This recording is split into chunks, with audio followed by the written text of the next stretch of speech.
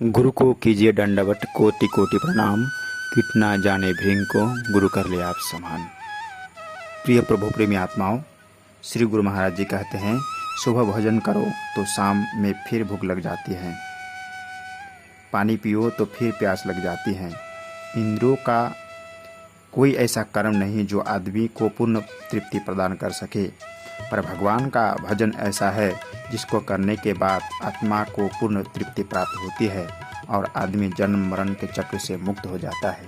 प्रिय महानुभावों, सितंबर 2017 के मानव धर्म संदेश में श्री गुरु महाराज जी का एक सत्संग छपा था, जिसमें श्री गुरु महाराज जी कहे थे, भक्त शिरोमणि हनुमान जी ने परमपिता परमात्मा के पावन नाम का सुमिरन करके मर्यादा पुरुषोत्तम प्रभु श्री राम जी को अपने बस में कर लिया था। जीवन में जब सार वस्तु प्राप्त हो जाती है तो सारे संशय व मतभेद समाप्त हो जाते हैं। यह तभी संभव है जब हम महापुरुषों की शरण में जाकर ज्ञान रूपी चाबी को प्राप्त करते हैं, जिससे आप ललाट रूपी कोठरी जो चंदन रूपी किवाड़ से बंद है, उसको नाम रूपी चाबी से आराम से खोल सकते हैं। सुमिरी पवन सुत पावन नामो, अपने बस करे राखे रामो। या देवी सर्वभूतेषु मातृरूपेण संस्थिता, नमस्तस्यै नमस्तस्यै नमस्तस्यै नमो नमः। प्रिय साथियों नमस्कार। जगत जननी श्री माता जी कहते हैं, हे माताओं, अपने बच्चों को आध्यात्मिक शिक्षा व भौतिक शिक्षा दोनों का ज्ञान दो। देखो, श्री हंस जी महाराज ने अध्यात्म ज्ञान का प्रचार किया और प्रचार के साथ साथ उनकी यह कामना थी कि जो हमारे भक्त गरीब व असहाय बच्चों हैं, ये शिक्षा की व्यवस्था होनी चाहिए। इस पर हमने बहुत ही सोच विचार किया। जगह जगह भारत के कोने कोने में, कई यहाँ तक कि पहाड़ों के क्षेत्रों में, ऊंचे ऊंचे पहाड़ों पर भक्त मुझे डोली के सहारे ले गए।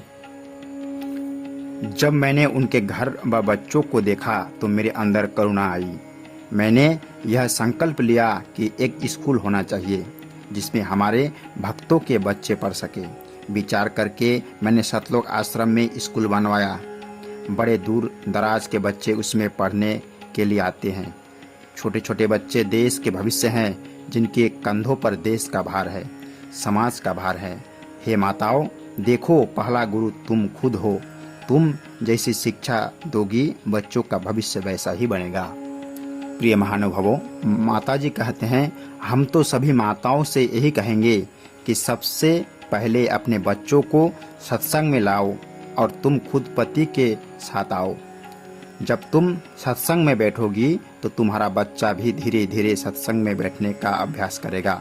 अरे, तुम लोगों को पता नहीं, जानते हो या नहीं, शेख फरीद की माँ खुदा की इबादत के लिए स्वयं बैठती थी। एक दिन शेख फरीद की माँ की नकल की और वह भी आंख बंद करके माँ की तरह ही बैठ गया।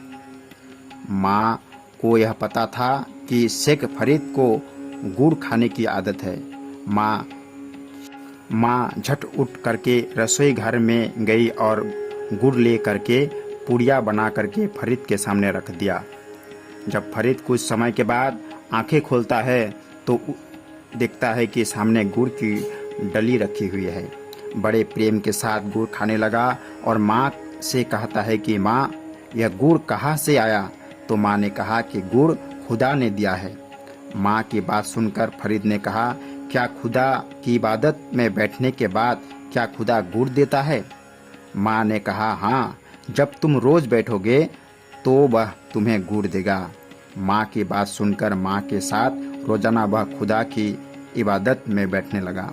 माताओं, देखो, वह एक दिन कामिल मुर्शिद के कदमों में गया और खुदा के बारे में जान गया।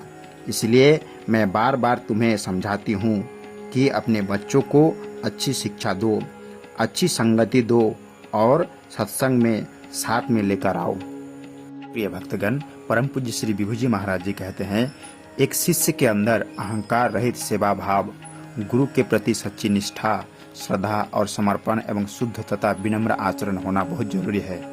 अगर हमारा व्यवहार प्रेम पूर्ण नहीं है तो हम कितना भी ज्ञान ध्यान की बातें कर ले, ना हमारा भला हो सकता है और ना ही समाज का।